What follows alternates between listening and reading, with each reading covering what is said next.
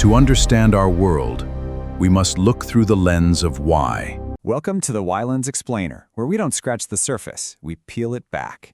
Today, we're diving into a genuinely terrifying reality. And look, it's not just about you spending way too much time staring at a screen. We are talking about a deliberate, heavily funded psychological heist happening right inside your brain. The wealthiest corporations on Earth are using precise blueprints to trap us, to literally manipulate our biology and turn us into perfectly predictable, endlessly scrolling data points. To really understand how they've hacked us, I want you to start by asking yourself a very primal question. When you're out in the wild, or, just walking down a sketchy street late at night, how does your brain instinctively know when it's time to run for your life? You don't just stand there and debate it, right? You're not pulling out a notepad to make a pros and cons list of whether you should run away. No, it happens instantly. It's an ancient, hardwired survival mechanism driven purely by primal fear. Just think about the physical sensation for a second.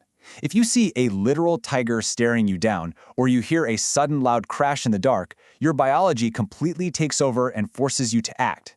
Your heart rate violently spikes, adrenaline just floods your system, your muscles tense up, and your focus narrows entirely on survival. It's this undeniable physical urge to escape danger. And honestly, it's a spectacular mechanism. It's literally what's kept humanity alive for millennia. But I want you to compare that intense, high-stakes survival instinct to our modern life. Ask yourself this: how do you know exactly when to pull out your phone and start scrolling? Nobody's telling you to do it. There's absolutely no physical threat in the room. You could be in the middle of a genuinely great conversation or just stopped at a red light for 5 seconds, and suddenly, you feel it. This creeping, invisible urge, this phantom itch that you absolutely have to scratch by reaching into your pocket. And this right here brilliantly illustrates the absolute absurdity of it all. Because the modern equivalent of that tiger, it isn't a predator lurking in the bushes. It's a tiny blue thumbs-up icon. Tech companies have brilliantly and darkly figured out how to weaponize modern panics. Things like FOMO, that fear of missing out, and loneliness. They trigger the exact same desperate biological urgency as a wild predator.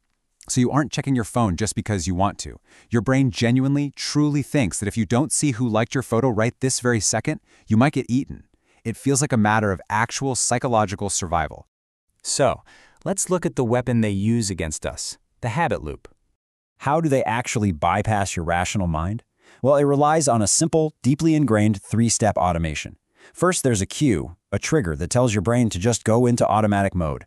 Second is the routine, the actual behavior or action you perform. And finally, you have the reward, the payoff that tells your brain, hey, this loop is definitely worth remembering. Think about a real-world smartphone scenario. The cue is that little phantom buzz in your pocket.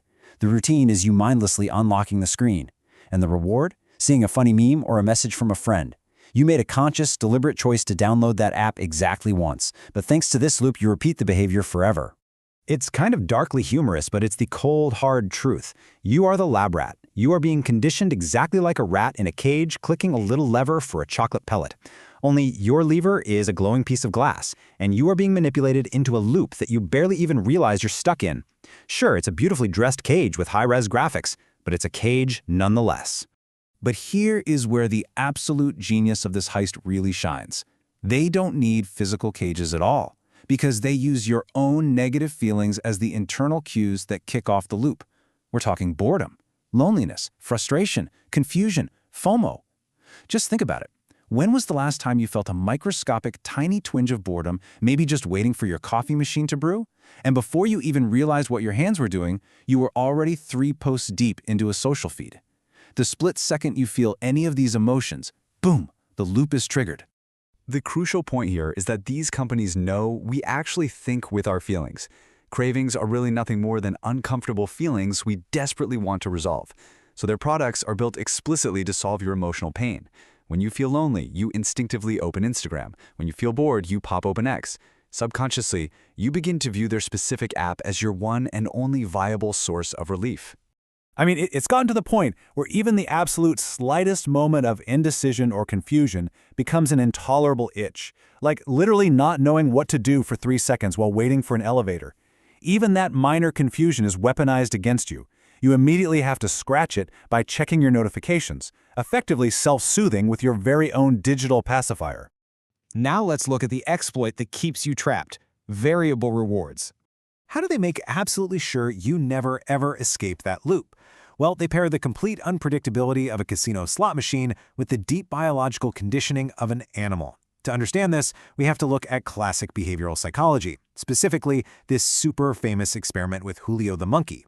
Researchers put Julio in a chair and taught him that when a shape appeared on a screen, if he pressed a lever, he'd get a drop of sweet juice. He learned the routine perfectly.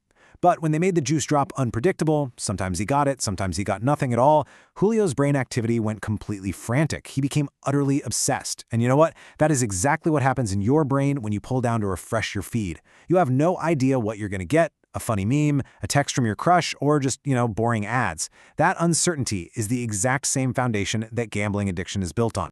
Your brain is constantly hunting for these variable payouts, and they generally come in three main flavors.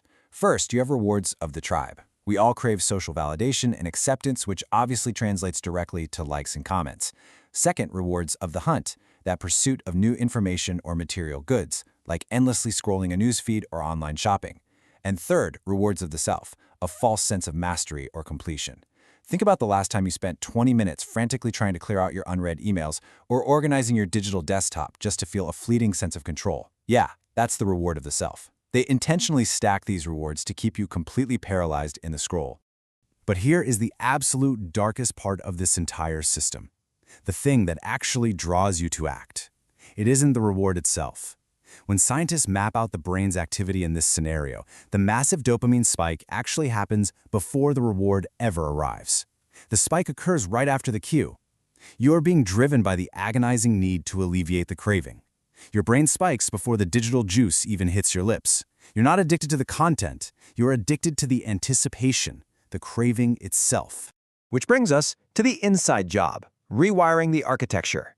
So what is the actual physical result of all this manipulation? Let's look at the neuroscience. Because this isn't just a metaphor anymore. This is a literal structural change happening inside your skull. At first, when you adopt a new piece of technology, your prefrontal cortex, the logical, conscious, deliberate part of your brain, your system 2, makes a decision to use the app. But as the habit embeds and repeats over and over again, a deeper, much older part of the brain, called the basal ganglia, specifically the putamen, completely takes over. Your prefrontal cortex, your literal free will, basically goes to sleep. The behavior becomes entirely automatic, totally bypassing your conscious mind. This chilling reality is exactly why award-winning MIT neuroscientist Professor Anne Graybiel concluded that once this primitive part of the brain takes the wheel, you are functionally a hostage to the behavior. As she put it, even if you really don't want to, it's hard to not do. I mean, wow, let that sink in. You lose your sovereignty. You are scrolling against your own free will. So, how about breaking the trance? The ultimate question for us is, how do we wake up from this dystopian autopilot where our attention is just endlessly harvested for corporate profit? Well, the answer lies in friction. We have to force our habits back into conscious thought by interrupting that automatic loop. We can actually look at physical behavioral design tools for inspiration here. Take the forget-me-not light. It's a lamp that slowly dims and literally forces you to physically touch it to keep it bright. It keeps you hyper-aware of the energy you're using. Or the never-hungry caterpillar, which is this wild extension cord that physically rides around in agony when your TV is wasting standby power. These tools disrupt mindless automation by introducing a highly emotional, highly visible cue that jolts your prefrontal cortex awake. You have to introduce that exact same kind of friction into your digital life. Put your phone in another room entirely. Turn your screen to grayscale. Why does grayscale work so well? Because it strips away the colorful candy aspect of the slot machine, immediately jarring your prefrontal cortex awake and making that loop way harder to mindlessly complete. This explainer leaves you with a final, incredibly vital choice. The architects of these platforms are literally banking on your biology remaining on autopilot. So, what's it going to be?